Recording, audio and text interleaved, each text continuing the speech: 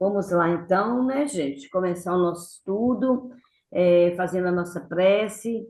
Vamos, então, nos harmonizar e sintonizar com a espiritualidade maior, dizendo, Senhor Jesus, mais uma vez, aqui estamos em Teu nome, para mais um pouco, Senhor, entre irmãos, e estudarmos o Seu Evangelho, penetrarmos na essência da Sua presença aqui na Terra, para que nós possamos utilizar dela em benefício da nossa evolução.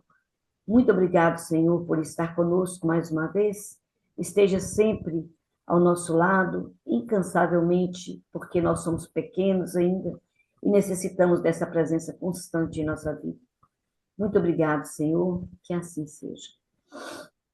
Vamos lá, né, gente? Fazer o nosso estudo e vou contar muito com a colaboração de vocês, porque hoje nós vamos juntos fazer o nosso estudo, que ainda está dentro daquela questão do capítulo 13 do Evangelho de Mateus, mas também está lá em Marcos e em Lucas. Mas como nós temos acompanhado já nas semanas anteriores aí a a fala de Mateus, nós vamos continuar então com Mateus. Hoje, vendo um pouco da parábola do grão de mostarda e a parábola do fermento. E nós vamos, a semana que vem, ainda vamos continuar nesse pedacinho de parábolas para que a gente encerre com a nossa irmã Sônia já com uma explicação da parábola do trigo do joio. E nós podemos pensar assim, mas mais uma vez, já falamos tanto do trigo do joio, tanto do semeador, vamos falar mais uma vez? Vamos sim. Por quê?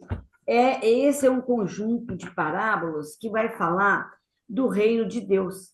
É o chamado Sermão das Parábolas, que onde Jesus vai falar do reino de Deus. Então, nós vamos entender dentro dessa parábola, nós vamos ficar muito na concepção de que o reino é alguma coisa lá dentro, lá do interior, né? Lá do interior. E aí depois da parábola, tem a parábola do semeador, a parábola do joio do trigo, do grão de mostarda, do fermento. Depois vai ter a da rede, a das pérolas, para encerrar esse sermão das parábolas que Jesus traz para nós e que Mateus coloca nesse capítulo do Evangelho. E as parábolas do Evangelho, todas, elas são em termos de 40 parábolas. Mas dessas 40 parábolas mesmo, que são histórias que Jesus começa com princípio, meio e fim, elas são 26. E dentro dessas 26, 7 estão no capítulo de Mateus. Por que fala 40? Porque tem os ditos parabólicos, que está lá também no Evangelho, em vários momentos, que são como se fossem os nossos ditos populares, e que Jesus falava parabolicamente, quer dizer, fantasiado, né? Embustido de algum ensinamento, mas como a gente falava, todos os ditos populares que a gente fala aqui. Né? Em Minas, então, a gente fala demais, né? Os ditos populares. Então, lá na Bíblia, a gente vê ditos parabólicos, como aquele, por exemplo, que te diz assim: não se coloca vinho novo em odres novos, velhos. Então, essas coisas assim, que são contadas como parábolas, aí nós contamos as 40. Mas, no entanto, parábola mesmo, são essas que Jesus contava, que estão espalhadas pelos evangelistas. Mas essas, desse capítulo de Mateus, nós vamos entender Jesus saindo pela manhã e de uma vezada só ele fala essas parábolas. Por quê? Ele era acompanhado pelas turbas, pela multidão. E nessa multidão tinha muitas classes sociais que estavam ali, muitas classes econômicas que estavam ali, pescadores, agricultores, né, caçadores de tesouro do mar, todos. Então, numa vezada só, Jesus começa a falar essas parábolas para que todo mundo no seu quadrado, cada um no seu quadrado, entendesse a fala que ele estava dizendo ali. Por isso que tem essas muitas que são chamadas parábolas do reino. E aí a gente vê uma curiosidade nessa fala aqui de Mateus. Mateus sempre coloca assim, o reino dos céus é comparado, né, a, a isso, aquilo, aí ele vai colocando. Quanto outros colocam o reino de Deus é comparado. Isso aí é uma importância a gente entender, porque nós já vimos aqui que cada evangelista escreveu para um povo, para provar para aquele povo que Jesus era o Messias. E Mateus foi aquele evangelista que escreveu para provar para os judeus que Jesus era o Messias. E o que acontecia na lei judaica? O que tinha lá no mandamento? Lá de Moisés, na Torá. O que estava lá? Qual que é o primeiro mandamento? Não tomar o santo nome de Deus em vão. Né? Então, a gente via esses mandamentos. Por isso, Mateus, ele usa a questão céu. Todas as palavras que Mateus cita, ele fala céu. Porque já tinha dito, né? Jesus não veio destruir a lei, e eles eram obedientes à lei mosaica. Então, eles não iam, naquele momento, falar o nome de Deus em qualquer situação, embora não fosse qualquer situação. Mateus estava descrevendo um momento ímpar, que era quando Cristo estava falando, quando Jesus estava pregando. Então, era um momento ímpar. Mas eles entendiam que isso era uma violação dos mandamentos lá de Moisés, tomar o nome de Deus em vão. Isso é legal a gente entender, que a gente vai sabendo, né? Lucas tinha lá o seu compromisso de provar isso para os romanos. Então, não tinha tanta preocupação com essa questão do vocabulário para falar lá.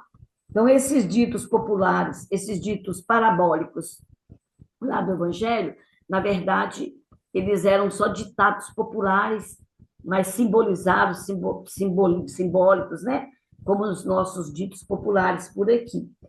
Então, o capítulo 13 do Evangelho, ele é o capítulo que tem o maior número dessas 26 parábolas contidas no Evangelho, ou dessas 40, porque foi uma vez, um momento em que Jesus sai de casa, a turma o acompanha e ele vai falar. O maior momento que tem, ele aproveitando o momento da turma que estava ali com ele, para fazer entender. E aí é o único momento onde ele interpreta algumas parábolas. Uma das parábolas que nós vimos anteriormente aí, a do semeador e a dos trigos, a gente viu uma parábola sendo explicada pelo Jesus. A parábola do trigo, ela foi explicada também. Então, é o único momento em que ele explica a parábola. Nas outras, ele deixa sobre a interpretação de quem estava ouvindo, né? E Jesus, então, e Mateus, com respeito à lei mosaica, ele não coloca Deus no meio, né, da confusão lá, ele coloca Deus é o reino dos céus, em respeito à lei mosaica, não tomar seu santo nome em vão. E aí, gente, nós vamos ver que nesse único momento que ele interpreta as parábolas, que ele dá a entender, a gente capta aqui que as parábolas também, elas dão, então, margem para interpretações, às vezes, até conveniência. A gente começa a interpretar as questões por conveniência. Às vezes, eu quero me defender de alguma situação e eu interpreto a palavra como eu quero. E isso a gente viu naquela vez que nós estudamos sobre os vendilhões dos tempos, e que as pessoas entendem aquela parte que Jesus chutou, né? Que Jesus chutou o pau da barraca lá, e que chegou e chutou o balde. A gente entende como é uma autorização que ele nos dá para fazer a mesma coisa. Interpretamos a nossa vã conveniência. Né? Até Jesus fez isso, eu também vou fazer. Não tem problema eu fazer. Até Jesus fez isso. E aí, quando nós vamos estudar direitinho, a gente consegue perceber que não é mesmo assim. Então, a parábola é assim também. Aí a gente tem uma análise teológica das parábolas que nós vamos ver dentro do catolicismo, do protestantismo e dentro do kardecismo, a parábola do grão de mostarda, como foi focada em cada uma dessas vertentes, como que ela foi focada. Então, a gente vê lá no catolicismo, nós vamos perceber lá em Santo Agostinho, um sermão que ele deu, eu até esqueci o sermão, esqueci o papel, tá, João? Não sei cadê, não. A gente vai ver que ele inicia, ele fala, ele demonstra lá dentro da parábola do grão de mostarda uma questão muito grande que é da, da, da, da semente já desenvolvida, que se torna uma árvore, como se a árvore fosse uma religião que abriga todas as nações. Então, focava-se nisso, nessa questão. Lá no protestantismo, a gente vai ver que Lutero, num comentário dele, ele vai destacando a semente como fé, a semente da mostarda como a fé, que pequena ela remove montanha, né? Ela remove a montanha, porque ela cai, ela cresce, ela fica grande demais.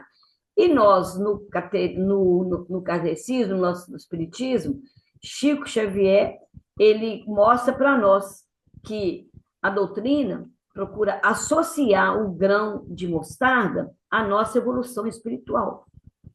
Que aí nós vamos ver no decorrer do nosso estudo por que ela é associada ao grão, à nossa evolução espiritual. Por que ela é, né? O João está colocando alguma coisa aqui, ele não fala, me dá nervoso. Quem lê aí, gente, lê aí o que o João falou. Ele falou alguma coisa aí no chat, olha aí. Quer que eu compartilhe o documento, tia? Não, Marta, não, não, quer que não, eu não. compartilhe o documento? Não, não, não, eu não gosto, não. Deixa eu só ver aqui o que o João comentou aqui, ó. É isso que eu comentei, ô Marta. Perguntei se você quer que eu compartilhe o documento para você Não, quero a não. fala.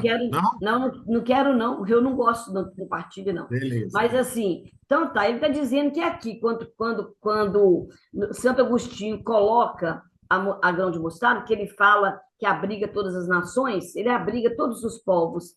A árvore, quando cresce e que abriga as aves, essas aves são as nações que se abrigam nos galhos, né, da árvore do grão de mostarda. Então, e aí Chico Xavier, ele vai colocar para a gente na doutrina que isso significa a nossa evolução espiritual. O que a gente percebe? Cada um que está enquadrado nessas religiões, nesses pontos aí, está lá com o conceito que lhe é necessário para aquele momento que estão. Quem está lá no protestantismo, precisando entender o que é a questão da fé, né? Desenvolver a fé, está lá aquele conceito firmado, aquela interpretação, aquela adequação para atender aqueles que estão lá, da mesma forma lá no catolicismo, da mesma forma no espiritismo. Então, nós estamos aqui para entender dessa maneira. E aí, nós vamos entender que na primeira parábola lá do semeador, que nós vimos tão bem falada com a Marilda, o que a gente percebe ali?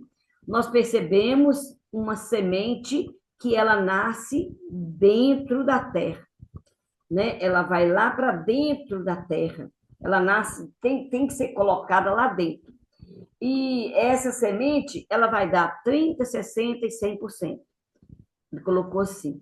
E aí a gente vê uma coisa importante que vai valer para nós quando a gente entrar na parábola do grão de mostarda. Porque quando fala essas três porções que a gente pode dar, 30, 60 ou 100%, aí explica isso para nós, a gente vê muito o Elahá falando, né, e outros autores falando, que essas três porções seriam aquelas porções dos mandamentos.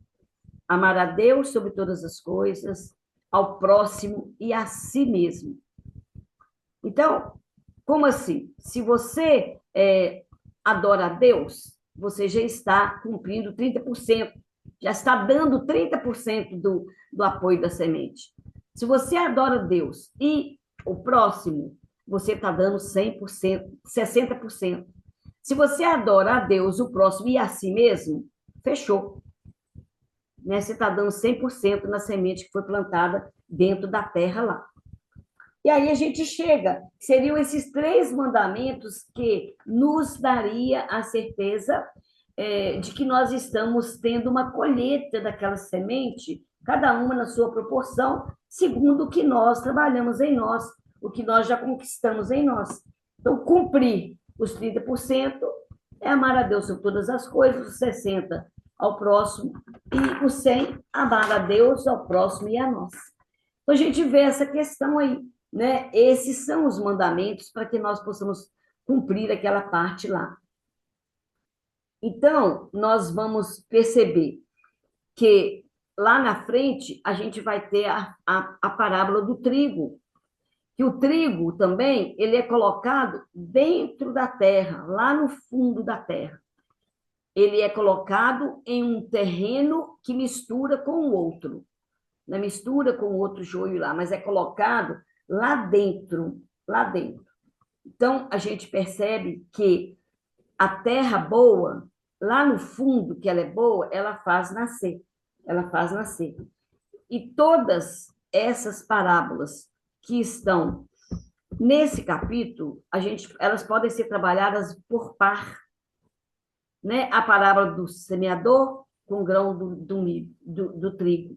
A parábola da mostarda com o fermento, que nós vamos ver aqui agora. A parábola da rede com a da pérola. E aí, elas todas são conduzidas por um fio só. Cada uma na sua dupla, conduzida por um fio só.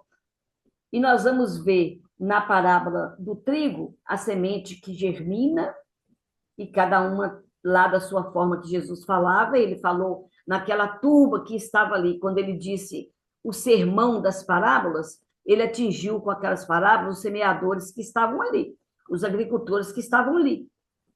Aí tinha quem? Era mar, que pescava, o outro que procurava tesouro, o outro que fazia alguma coisa diferente, e não entendia nada lá que ele está falando.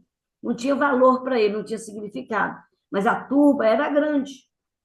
Então, ele precisava atender a todos. E aí, então, estava lá essa parábola lá, para poder eles falarem. E aí, então, nós vamos chegar na parábola da grão de mostarda, que o par da parábola do grão de mostarda é a parábola do fermento. O nosso estudo ele é embasado em cima do livro Síntese de um Novo Testamento, que faz a harmonização do estudo do Evangelho. Por isso que a gente tem aqui, eu já briguei com o João uma vez, mas nós vamos falar a mesma coisa? Vai falar uma pessoa num dia, na outra semana está falando a mesma coisa? Aí ele fala, Marta, presta atenção. Então, aí a gente vai ver que não é assim a mesma coisa. Então, ela se parece na sua essência, na sua interpretação, com a parábola do fermento que vem a seguir, que vem logo após. Então, elas são conduzidas em pares, todas sendo conduzidas por um fio só, e vai se entendendo lá. E a parábola do grão de mostarda é aquela que vai falar de coisas pequenas, de porções pequenas que crescem e precisam colocar, que são coisas que precisam estar dentro de alguma coisa. As sementes estão dentro, né? O fermento está dentro, e aí, por onde ele fala, onde se conclui que o reino de Deus é alguma coisa que vem de dentro. Não é uma coisa que vem de fora, de palestras, que vem de estudos, que vem de mensagens que você escuta de fora, se isso não fizer despertar e trabalhar alguma coisa que vem de dentro de nós. Aí não valeria nada a pena. Então, essa parábola, a gente pega um gancho Ele vai falar nesse conjunto para pescadores, para agricultores, para pessoas que trabalham no mar, e cada um vai entender o valor do trabalho que tem, o valor do trabalho que eles têm, porque os elementos que são usados são esses elementos. Como hoje a gente não vive naquele meio, naquela sociedade onde planta, onde pesca, né? Nós vamos interpretar as parábolas usando os elementos da época, mas trazendo para dentro de nós. Então, a gente pode pensar nas 3 porções como as 3 revelações, podemos pensar na semente como sendo o evangelho, né? E aí nós vamos, desde que essas interpretações não sejam para justificar um erro, para justificar um pensamento, né? Para justificar uma contenda. E aí nós vamos, então, chegar na questão do evangelho como certo mesmo. Então, tem uma coisa muito interessante, porque a parábola, a semente do grão de mostarda, todo mundo já sabe que é uma semente muito pequena, mas ela é muito pequena. A gente pensa assim, é igual uma pimenta do reino, não. Sabe a chia? A semente do grão de mostarda é igual aquele pontinho da chia que a gente come hoje, né, no café da manhã, que hoje está tão difundido aí, era uma coisa daquele tamanho. Então, ela dá uma vegetação. Aí a gente pensa assim, gente, mas a mostarda não é tão grande, não. A mostarda é uma hortaliça que a gente come aqui, pega lá na horta. Mas não é essa a mostarda que dá. Essa semente, ela gera um arbusto. É um arbusto, não é uma árvore gigantesca, mas é um arbusto. Um arbusto de mais ou menos 1,5 metro, né, 2 metros. Eu tenho 1,47 m e meio, né? Eu tenho muito orgulho do meu meio metro. Então, aí imagina uma árvore assim, né, do meu tamanho, grande. Eles falam que é grande, é uma árvore grande. É uma árvore que dá galhos, dá folha grande, onde as aves até podem se abrigar nelas, até pode se abrigar nelas. Então, é um arbusto maior, não é essa hortaliça que a gente tem. Mas, no entanto, ela serve também de tempero, ela serve de alimento.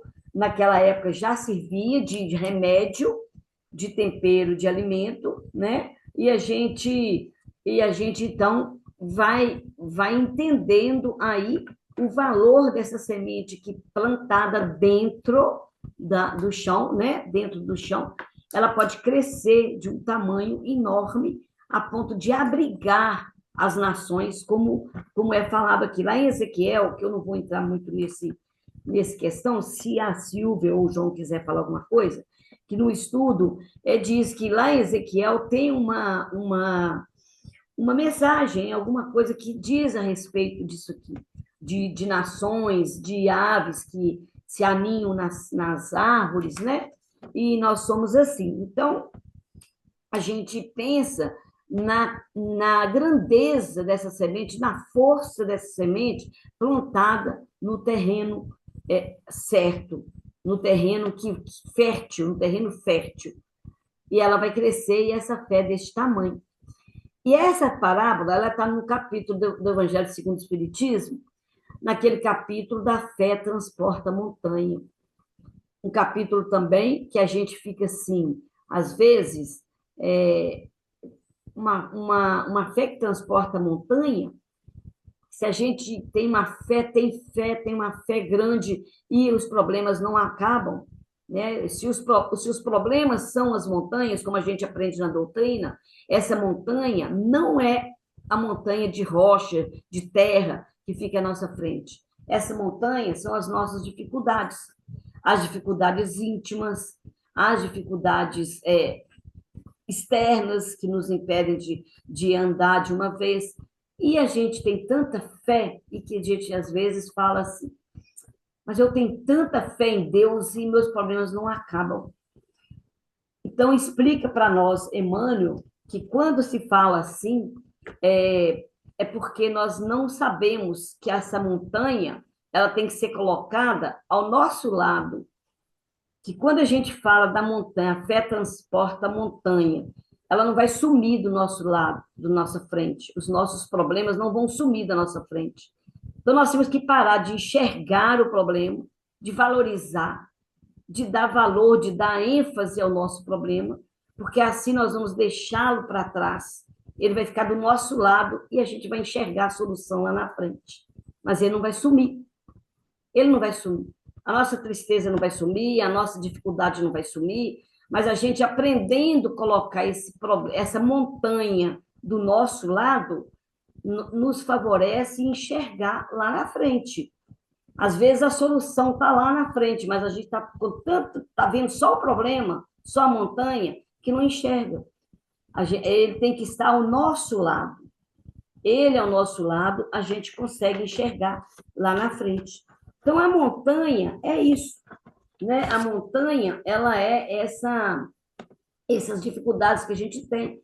E o grão de mostarda, se a nossa fé for do tamanho de um grão de mostarda, diga-se que essa montanha saia daí, né? Mas em nenhum momento ele fala que ela vai sumir, não. No Evangelho, a gente não olha em nenhum momento em que a gente passa daqui para ali. E não que ela vai sumir, que ela vai desaparecer. Então, a nossa fé é muito grande, na confiança que a gente tem na bondade, na justiça, na sabedoria divina, a gente tem essa força, e aí, então, acontece a grande transgressão, né, da montanha para o nosso lado, que a gente nem vai enxergar ela do nosso lado, mas a solução a gente vai ver lá na frente. Então, Jesus, naquele mosaico social que ele estava vivendo nesse momento, porque a turba era assim, era aquela diversas áreas de trabalhadores na sua frente, ele oferece esse sermão de montanhas, onde todo mundo que estava ali chegou e entendeu o que ele estava dizendo, quando ele dizia que o reino dos céus é comparado. E a mesma coisa lá, quando se diz o reino de Deus, lá em Lucas ou em Marcos, mas Mateus ele tinha essa função, né? Ele respeitava muito a lei mosaica, ele não ia falar a Deus. Então, essa parábola tem essa incumbência de, nos três tópicos da análise teológica, ensinar para nós a abriga todas as nações, que essa sementinha transformando numa árvore grande, nós podemos abrigar todas as nações, que pode significar todos os nossos filhos, todos os nossos amigos, todas as nossas religiões, todos aqueles que nos procuram, pode achar em nós uma guarida, né? Pode achar em nós um espaçozinho ali para poder se abrigar no momento de dor, no momento de angústia. E nós, então, podemos estar lá na ênfase dada pelo protestantismo da questão de que Lutero trouxe da fé como semente que transforma o indivíduo, né? A fé com a semente que transforma, a semente de mostarda seria como a fé que transforma o indivíduo. Nós estamos dentro dessa interpretação também. E nós estamos dentro da doutrina espírita, que nos fala que associa o grão de mostarda à nossa evolução espiritual. Porque onde assim, é o menor esforço, onde o menor esforço gera o crescimento infinito. A menor força que nós fizemos, tudo aquilo que a gente esforçar para fazer, ele vai gerar um crescimento, que uma hora vai se somar a mais um crescimento lá na frente, a outro e outro, até chegarmos na grandeza de um ser evoluído. Então, aí a gente vai dentro dessa fala da parábola, que ela é muito pequenininha, agora eu vou lê-la para a gente ver se ela condiz. Ela está lá em Mateus, ela fala assim: outra parábola lhes propôs, dizendo: o reino dos céus é semelhante a um grão de mostarda, que um homem recebeu e semeou em seu campo, o qual é, de fato, a menor de todas as sementes, porém, quando cresce, é a maior das hortaliças, torna-se árvore, de modo que as aves do céu vêm e aninham-se em seus ramos. E aí aqui a gente percebe uma outra questão que nós devemos estar atentos a ela. É semelhante a uma semente que o homem recebeu e semeou. Porque receber, todos nós recebemos. Porque Deus é justo, misericordioso e bom, né? Então, todos nós recebemos essa semente. Agora, quem semeou? Quem foi que semeou? Semeou dentro do seu solo fértil. Só questão de receber, ela não vai crescer, ela não vai fecundar, ela não vai achar as bases para virar uma árvore. Você recebe, mas a gente precisa trabalhar essa semente para que ela possa crescer e dar o que se espera. Abrigo para todo mundo. Abrigo para quem chega na nossa vida. A gente precisa ter isso muito em mente. Então, ela torna-se árvore, no sentido que ele fala lá da sementinha lá da época, né? Lá do Oriente. Aí, gente, a gente vê uma parábola muito pequenininha, em referente às outras, né? Que tem muitos versículos. Essa não. Aí a gente passa para a segunda parábola da nossa reflexão de hoje, que vai ajudar a gente a entender a questão da evolução. A questão da evolução. Por que que Chico Xavier, por que que Emmanuel, ele traz para nós lá no livro que a doutrina, na doutrina, ela está referenciada no crescimento espiritual, por causa do menor esforço. Por isso que essa parábola é atrelada à do fermento. É o parzinho da parábola do fermento, para que nós possamos entender essas três coisas, né? Essas três coisas trazidas pela análise aqui teológica. O abrigo aos outros, o desenvolvimento da fé e a evolução espiritual. Mas a gente ia ficar aqui só enchendo linguiça, falando assim, né? Da árvore, que a folha é assim, que a folha é assado, que o tronco é assim, que o talice é assado, que dá, né? Então, a essência do nosso trabalho, do nosso estudo, é entender a importância dessa pequena porção que nós temos no desenvolvimento nosso. Então, a gente passa o seguinte, tinha lá, no meio da turba, esses trabalhadores dessas áreas,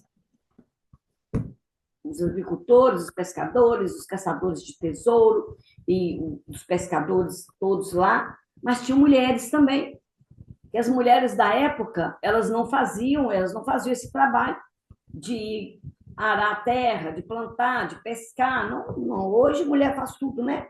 Mas qualquer trabalho aí, Jesus ia poder atender todo mundo com a palavra só. Mas, assim, lá nessa turba tinha mulheres também. E aí as mulheres, ele falava por simbologia, por parábolas, para que a turba pudesse entender. Então, tinha que ter alguma coisa que as mulheres pudessem entender. E naquela época era a cozinha. Era a cozinha, era a casa, era o tomar conta de casa, com exceção de Maria, né, que Marta também entendeu muito bem isso, né, João? A questão da casa, lá de arrumar a casa, entender muito bem o que Jesus estava dizendo. Então, aí vem a parábola do fermento, para que as mulheres também fossem agraciadas com os ensinamentos daquela parábola, daquele momento, daquele sermão. E aí Jesus diz, outra parábola lhes falou, o reino dos céus é semelhante ao fermento que uma mulher tomou e escondeu em 3 sacas de farinha até estar toda fermentada a massa. Então, vamos prestar bem atenção de novo. O fermento, ele tem que agir onde? Dentro da massa. A semente tem que agir dentro da terra. E aqui, ele tinha que estar dentro da massa. As mulheres que estavam ali, imediatamente começaram a entender. que a massa, ela dividida. Ainda que nós vamos ver as três questões que nós vimos lá atrás, dos 30, dos 60 e dos 100, na parábola do semeador, nós vamos ver aqui que ele fala assim, olha, que a mulher escondeu em três sacas em três sacas de farinha, 3 medidas, né? 3 medidas de farinha. Nós vamos lembrar de novo lá dos 3 mandamentos que podem estar também ali emprestados. Amar a Deus, amar ao próximo, amar a si mesmo. Escondeu nessas 3 sacas. E aí a massa ficou lá, fermentada, mas aí nós vamos ver a lição maior. Por que é a nossa evolução? Cresceu depressa? A massa cresceu rapidinho, você colocou o fermento num pão. Não vamos colocar o fermento de pão, a massa de pão, porque de bolo você coloca, você não precisa de crescer nada. Você põe ela no forno, tá lá, né? Mas a de pão, o que a gente tem que fazer? Esperar a massa crescer. E aí, nós vamos pensar assim, aquele fermento daquela época não era o fermento que nós temos hoje. Não era o fermento que a gente coloca lá, faz a massa grandona, né? Cobre com o pano lá e deixa lá na bacia, no calor, no sol, para fermentar, e daí 2 horas, 1 hora, 40 minutos, 3 horas, ela tá grande. Não, esse fermento aqui, ele demorava um dia, e às vezes até 2 dias, para a massa poder crescer. Então, nós vamos ver aí a fala de Emmanuel, quando ele diz para nós no livro Vinha de Luz, que associando o grão e o fermento à evolução espiritual. Você tem que ter o quê? Paciência para esperar a massa crescer. Tem que ter paciência para esperar a semente germinar. Tem que ter paciência para ver se a quantidade foi certa. Às vezes você precisa jogar a massa fora e fazer de novo, porque o fermento não foi bom, estava estragado, né? E Jesus já dizia isso para os fariseus em certo momento: cuidado com o fermento dos fariseus, porque fermento em algum momento ele era tido como uma coisa ruim. Quando ele dizia assim, cuidado com o fermento dos fariseus, era o fermento ruim, que estava adentrando a cabeça das pessoas, a cabeça dos discípulos, dos apóstolos. Aí nós vamos, então, ter a certeza que essa evolução, ela é gradativa, ela vem devagarzinho, ela tem que ter tempo certo para que ela cresça e que ela dê o que se chama, o que se espera dela, da semente e da massa. Por isso que realmente nós hoje estamos aqui na nossa doutrina espírita. Não quer dizer que nós já temos uma fé robusta, como é necessário, às vezes, aos nossos irmãos protestantes desenvolvê-la. Nada melhor para desenvolver a fé do que estar lá, né? Eles têm um potencial para desenvolver a fé muito grande. Não quer dizer que nós já passamos por esse pedaço e que não precisamos mais de nada. Não. Né? Nós estamos aqui hoje com a doutrina espírita, inclusive com um dos seus princípios básicos, que é evolução, entendendo que isso aqui faz muito sentido, para que nós tenhamos paciência, para que nós tenhamos sapiência de saber a hora de fazer o pão lá, de colocar para assar, né? É essa a hora mesmo, é agora que está aí. Então, a relação da semente, da parábola da semente de mostarda com a parábola do fermento, ela é fantástica, né? Ela é fantástica. A fermentação, ela precisa de tempo para poder crescer, para poder chegar lá. E nós, às vezes, não damos esse tempo, né? A gente não dá esse tempo para que tudo cresça, para que a nossa evolução se dê no tempo, e nem adubamos verdadeiramente essa semente para que a gente possa crescer ao ponto que Deus precisa que nós estejamos. Então, a parábola do fermento, ela é a capacidade, a lição dela. Ela fala de nós, da capacidade nossa de transformarmos uma pequena porção em uma mudança grande, em uma mudança enorme.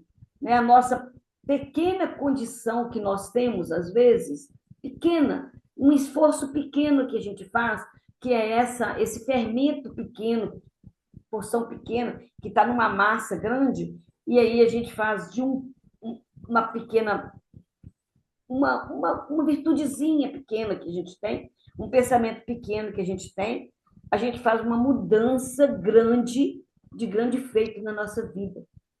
Esse fermento é isso, né? E não é preciso que a nossa evolução, não é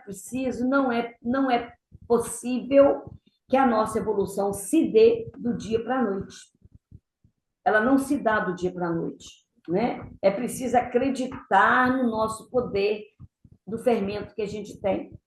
É preciso acreditar no poder da transformação e não desistir da nossa reforma, de tentar sempre se reformar, de tentar sempre perdoar, tentar sempre amar, tentar sempre fazer o melhor, ainda cada dia mais. Então, é um processo gradual, é um processo lento a nossa evolução e a gente tem que estar preparados para que nós não venhamos a desistir.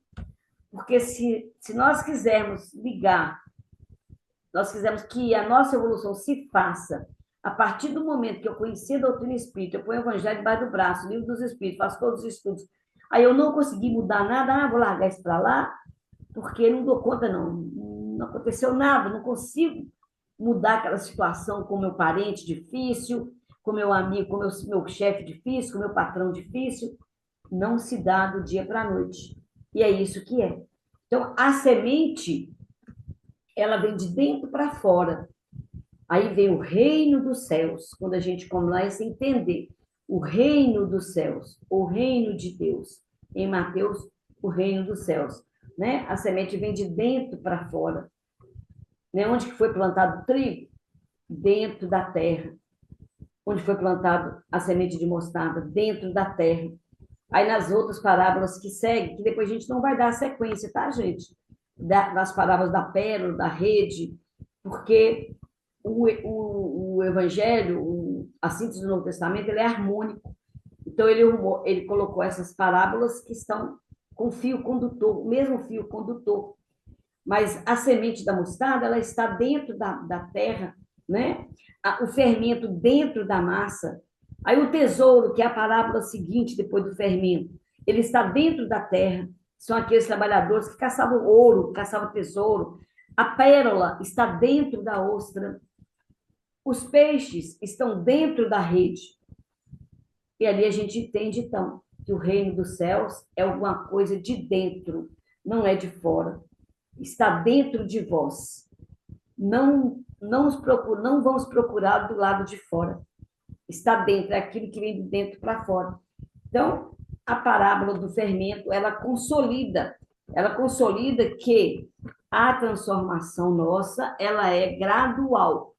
Ela é gradual, né? Então, a gente precisa, então, entender que nós temos que acreditar na potencialidade que somos, como é dito lá no Evangelho, que nós somos luzes, né? Vós sois luzes, vós sois o sal da terra. Essa potencialidade, ela é de competência de cada um de nós. Não é um ou outro que tem essa potencialidade. Nos basta acreditar nessa potencialidade e não desistir, porque o processo é lento, o processo é gradual. Essa parábola da semente da mostarda, ela nos dá essa certeza de que nós podemos, sim, nos transformar em árvores grandes, e é isso que Jesus se espera de nós, né? Então, vamos entendendo que, a partir do momento que eu considero que eu sou filha de Deus, e nós somos, considerando ou não, nós somos filhos de Deus, nós temos essa sementinha guardada em nós. Nós temos essa sementinha que nós podemos fazê-la crescer. Estou procurando mais alguma coisa que eu anotei, para ver se a gente pode falar. Ô, João, quer falar alguma coisa? A Silvia está aí estudando outra coisa agora. E aí a gente vê aqui uma fala que tem, que a influência dessa palavra reside na sua capacidade de inspirar tanto o indivíduo quanto a coletividade a reconhecer e valorizar as pequenas, mas fundamentais sementes de mudança, que com dedicação e fé podem se transformar em pilares de uma evolução moral contínua e significativa na civilização contemporânea. O nosso papel na evolução da civilização em que nós nos estamos inseridos, nós podemos fazer uma diferença enorme, se assim nós acreditarmos. E é assim que Jesus, então, coloca a parábola, né? Coloca as parábolas, trazendo esses ensinamentos que eram de fácil entendimento na época para aqueles que estavam lá. E a gente, quando vai pesquisando, você vê a sapiência dele falar do fermento lá para as mulheres, lá, na época que não tinha, as mulheres não iam entender a essência da rede, como os pescadores entenderiam, da semente, como os agricultores entenderiam, e aí, então, ele coloca isso aqui. Então, o reino, ele tem um caráter enigmático mesmo, que Marcos coloca a gente para nós. Ele tem. Mas a menor de todas as sementes, a outra semente que foi jogada no terreno separado, com joio, né, onde nasceu tudo junto, foi misturado. A semente que caiu uma em cada terreno, são sementes pequenas e vai muito de encontro com a nossa fé, com o nosso conhecimento, que ainda que seja pequenininho, ainda que seja mínimo dentro da doutrina, dentro do Evangelho do Cristo, tem uma força tamanha, capaz de crescer e dar muitos frutos, né? Muito alimento e abrigo para todos. Alguém quer falar alguma coisa? Oi, tia. Oi. Eu achei interessante sobre esse fermento. Esse fermento se chama levain. E eu, na pandemia, eu comecei a querer fazer pão. E todos os pães que eu fazia com esse fermento não deu certo. Aí eu dava tempo, paciência, mas eu desisti. Aí que eu passei a comprar da menina que vende nos Paulos das Nobres e compro até hoje. Quer dizer, a minha paciência, não achei ela até hoje, velho. Interessante, viu? Mas é isso mesmo. É a gente pensando assim que nós não desistimos de caminhar. Porque se a gente não pensar desse jeito, a gente quer jogar tudo para o alto. Ah, não está dando, não tá valendo a pena, não está resolvendo. A gente esquece que a montanha, a gente esquece de trazê-la para o lado. A gente pensa que rezar, que ir fazer as atividades da casa espírita e fazer as caridades de hora marcada, como a gente faz muito, né? Aquela caridade da hora da campanha do Kim, da hora de ir lá, que até a gente resolveu fazer espontaneamente, a gente acha que isso basta para Deus resolver os nossos problemas. E não é Ele que tem que resolver, somos nós, né? Somos nós que temos que resolver. E é só colocar o problema do lado, gente. Começar a enxergar Deus na frente, começar a enxergar a bondade dele, que o problema vai ficar do lado, a gente não vai enxergar.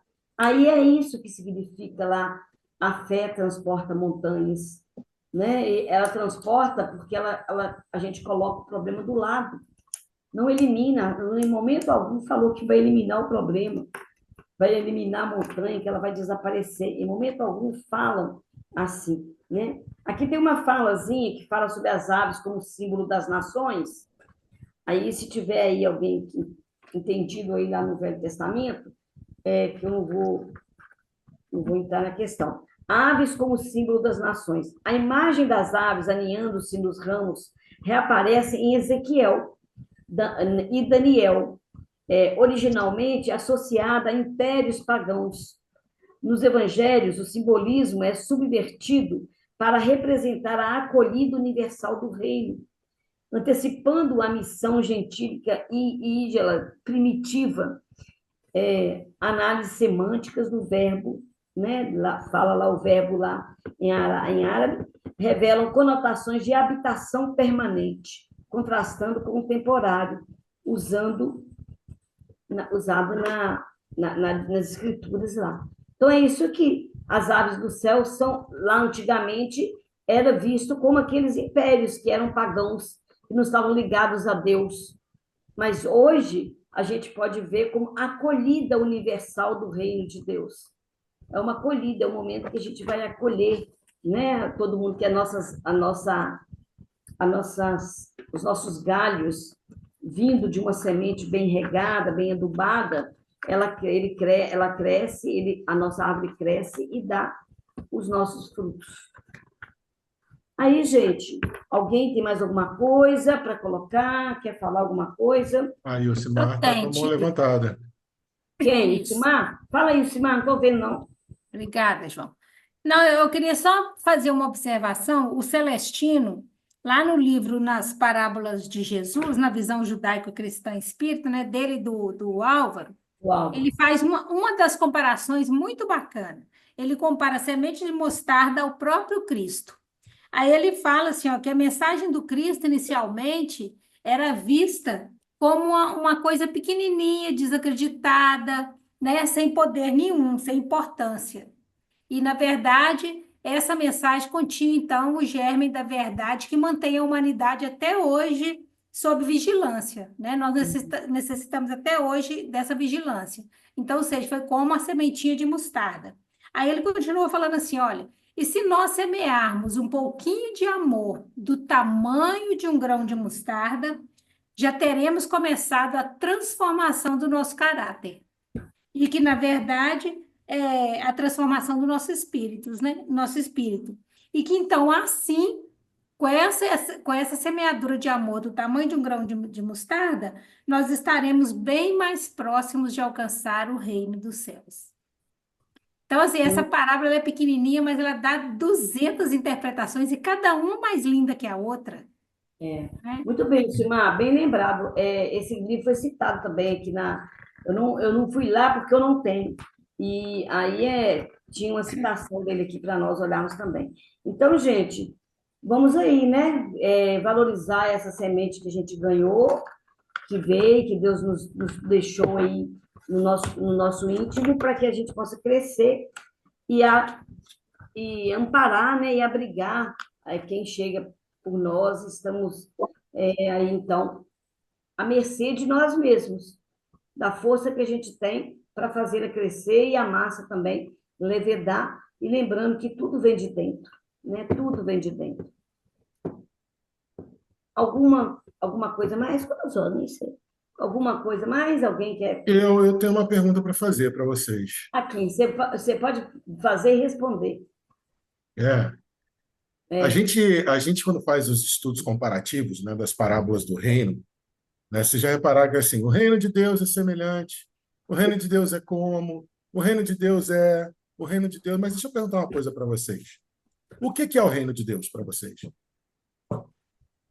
Pois é, o reino de Deus, eu acho que é o esforço que a gente faz para evoluir. O reino de Deus é aquilo que a gente tem dentro de nós. A fé, a certeza que a gente tem da bondade, da justiça e misericórdia dele. Eu sempre pensei assim, o reino de Deus é isso, a gente estando com isso no coração e na mente. Não é isso, não? Alguém tem alguma resposta diferente?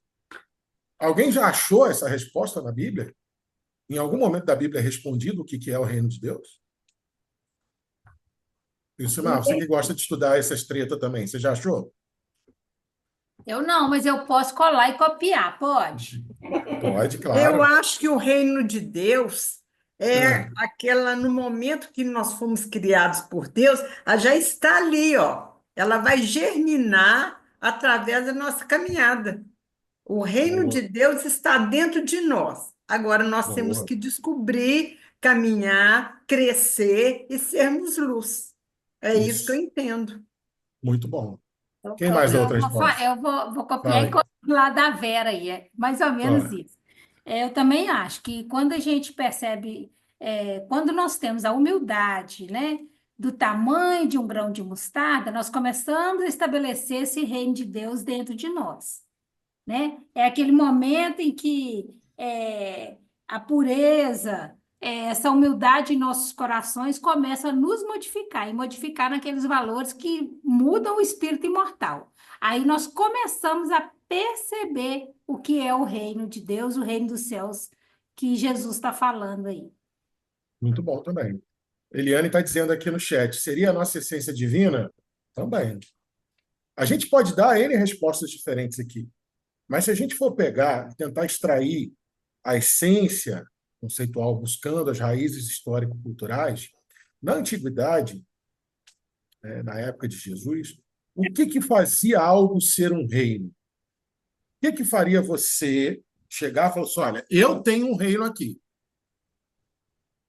Jesus disse que ele tinha um reino, não falou lá para Pilatos? Meu reino não é deste mundo.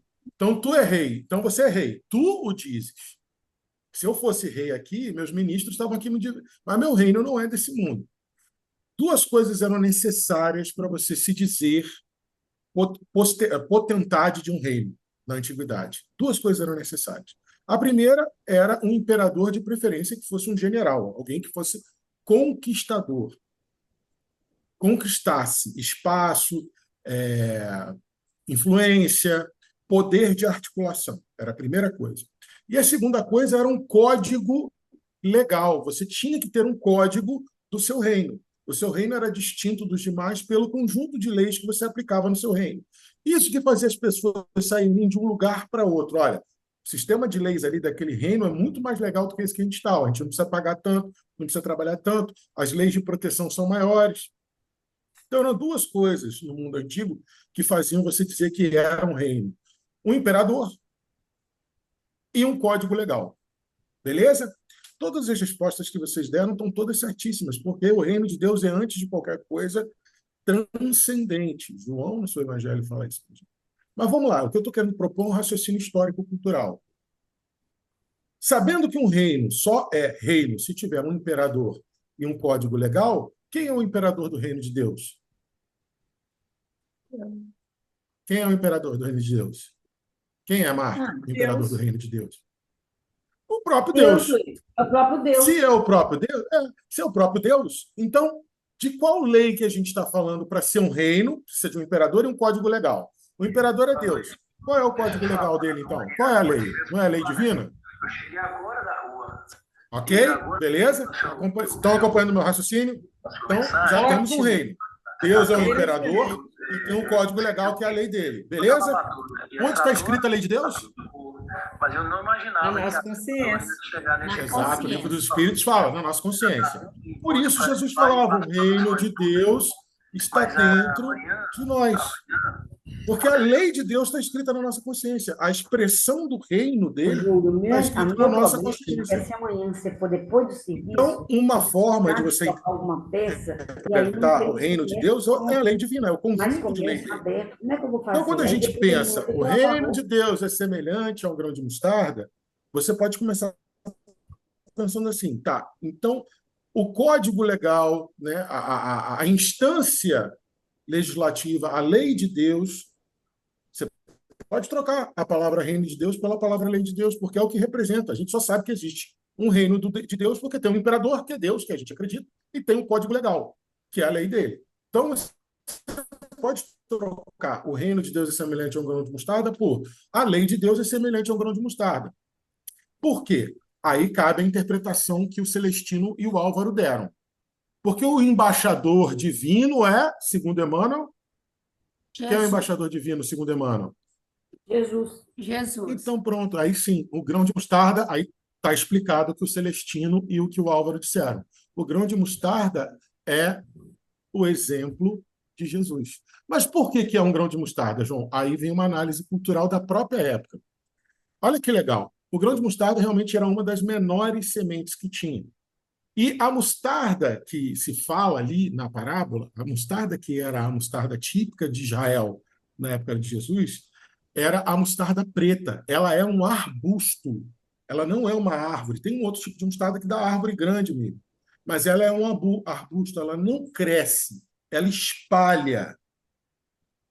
Ela espalha. Ela cresce 1 metro, 1,20 m no máximo, mas pode dar quilômetros de mostardal se ninguém podar, se ninguém segurar. Ela é uma planta que a gente chama de invasora. Então, tem várias simbologias muito interessantes da cultura da época. Primeiro, é a estrutura quiástica que tem entre a parábola do grão de mostarda e a parábola do cedro, que a Conceição trouxe aí, a visão profética, perdão, do cedro, que está em Ezequiel, principalmente. Daniel também fala do cedro, mas Ezequiel fala diretamente aos outros impérios, aos outros reinos. Ele fala assim, e é legal que Ezequiel, depois vamos dar uma olhada lá, Ezequiel 17 e Ezequiel 31. Ele fala assim, filho do homem propõe, ou seja, já dá até a entender que quem está dando a mensagem é o próprio Jesus. Ele fala assim, vai, filho do homem, e diz ao faraó, vai, filho do homem, e diz à casa de Israel. Ou o filho do homem manda dizer, também é uma outra interpretação. Então, de repente, na mediunidade de Ezequiel, o próprio Jesus estava mandando esse recado, tanto para o faraó quanto para a casa de Israel, dizendo o seguinte, olha, a vaidade de vocês vai arruinar o cedro. Deus deu um cedro para vocês, ou seja, deu um poder, o cedro representava poder, para que todas as aves, e Ezequiel fala mais do que Daniel, todos os animais viessem se abrigar debaixo da sombra. A sombra, para a cultura judaica, quer dizer proteção divina. Orientação e proteção divina. Ou seja, dizendo assim, olha, Deus deu para vocês um poder máximo para vocês orientarem os outros seres humanos reencarnados no planeta com a lei de Deus. E vocês não estão sabendo usar. Então, sabe o que vai acontecer? Vai vir um monte de gentio e vai trucidar o cedro.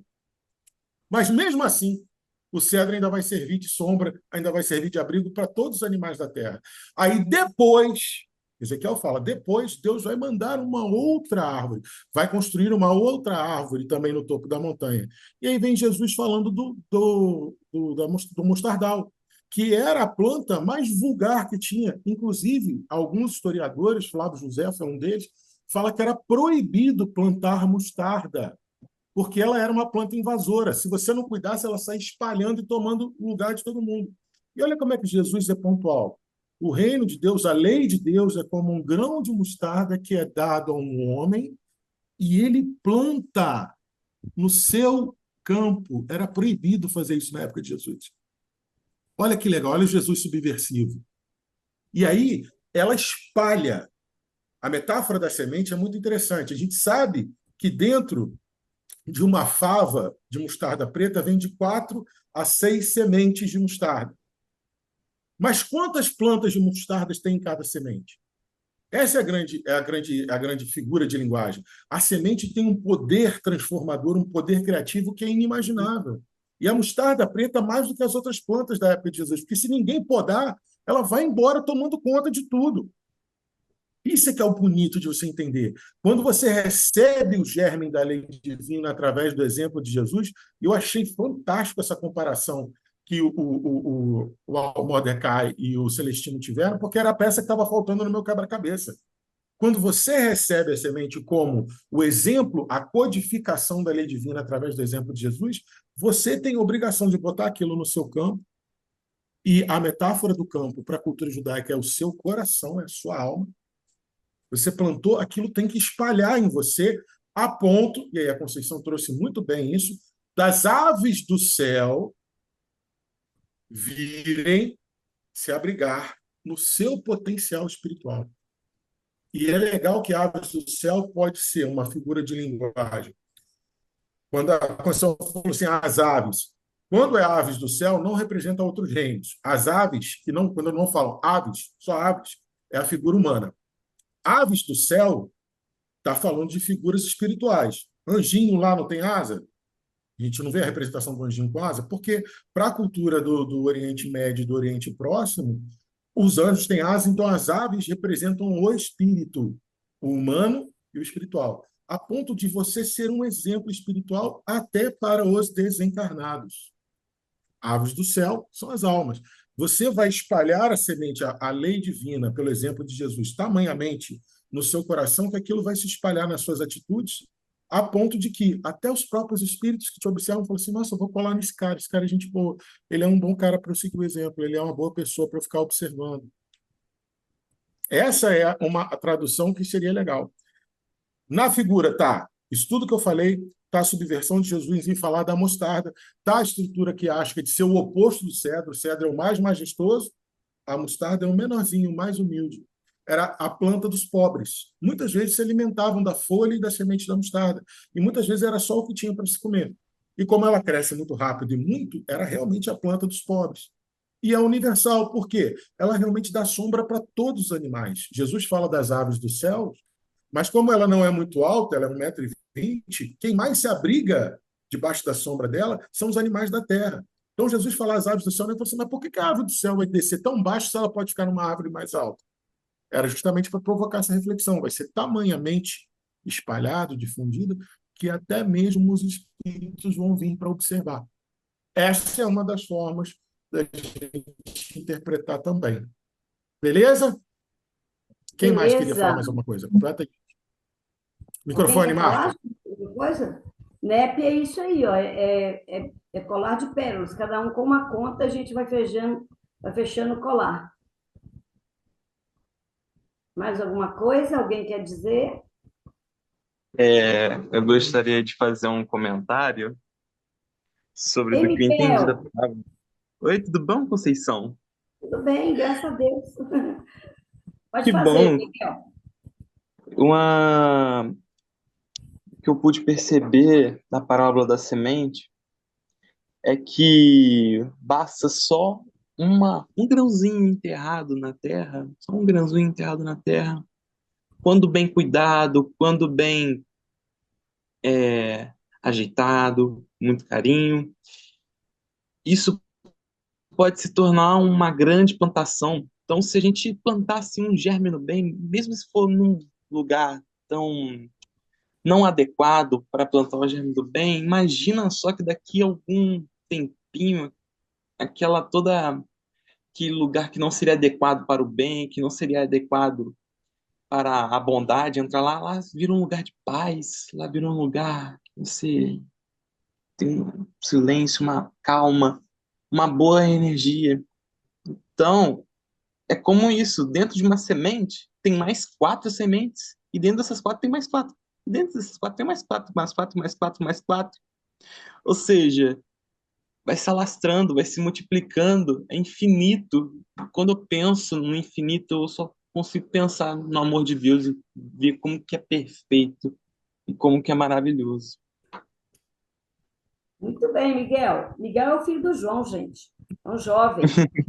Muito bem lembrado, tá? Nós temos, né, são várias sementes dentro de uma, que ela se arrasta e vai alastrando, né? Vai alastrando, porque são muitas sementes dentro da mesma. Muito bem colocado, viu, Miguel? Muito obrigado. E o Miguel Por lembrou uma coisa nada. bem interessante, né, gente? Que eu não falei, falei indiretamente, né? A semente de mostarda, uma das melhores coisas dessa parábola é que, como que eu falei, o mostardal ele é uma planta invasora. Cresce rápido. Se ninguém atrapalhar, ela vai embora. Então, olha que exemplo legal. O Miguel lembrou isso muito bem, né? É, Se ninguém fizer nada contra, ela vai tomando conta mesmo. É igual a lei é. divina. Se você não atrapalhar, ela vai invadir você e vai tomar conta de você. É só a Isso, gente não atrapalhar. Isso é que é o mais legal. Boa, verdade. Miguel. Deixa Realmente. invadir, né? Deixa invadir. Ô, gente, mais De- alguma coisa? Nós podemos encerrar. Miguel, fala alguma coisa? Entendeu o quadrinho? Não, não. Eu ia falar assim, deixa invadir, deixa ficar lá quietinho para depois, ó, tacamos bem lá. Vamos ficar de bem. Isso mesmo, Miguel. É por aí o caminho. É isso aí. É, ô, gente, então, essa reflexão da noite, né, sobre essa semente. Semana que vem, a Sônia Jacome vai estar conosco naquela explicação da parábola do jogo do trigo, tá? Na explicação. Vou ver porque eu já vi marido falar, já vi, nem sei mais quem falou. Não, não. Vamos lá, porque nós temos, com certeza, muitos ensinamentos aí dentro da semana que vem que não se completam, né? A gente não se completa num estudo só. E a Sônia é excelente, né? Para trazer para nós a nossa fala. Então, muito obrigada por todos, mais uma vez, né? Terminamos mais um estudo e vamos à frente aí. Teremos aí para frente a Sônia, depois, deixa eu ver aqui na minha escala, nós temos o Elahá por aqui. Ai, ai. Temos a Eliane do Grão de Mostarda. Mas aí, então a gente tem esses nossos amigos aí para frente e vamos todos estudar juntos, né, gente? Tudo bem? Podemos encerrar? Podemos? Vamos lá, então, fazer nossa prece. Obrigado, Senhor, por mais esses momentos de reflexão, por mais esse momento, Senhor, que nos favorece o entendimento do Teu Evangelho. Fortaleça-nos para que eles tenham guarida em nosso coração, para que eles tragam para nós a força de transformarmos a nossa fé a ponto de nós germinarmos essa semente bendita que nos foi concedida e alastrarmos pelo mundo, a começar da nossa casa, da nossa família, do nosso bairro, e assim, Senhor, sermos peça importante na civilização. Muito obrigado, Senhor. Ser conosco hoje e sempre. Que assim seja. Obrigada, gente, mais uma vez. Boa noite. Noite.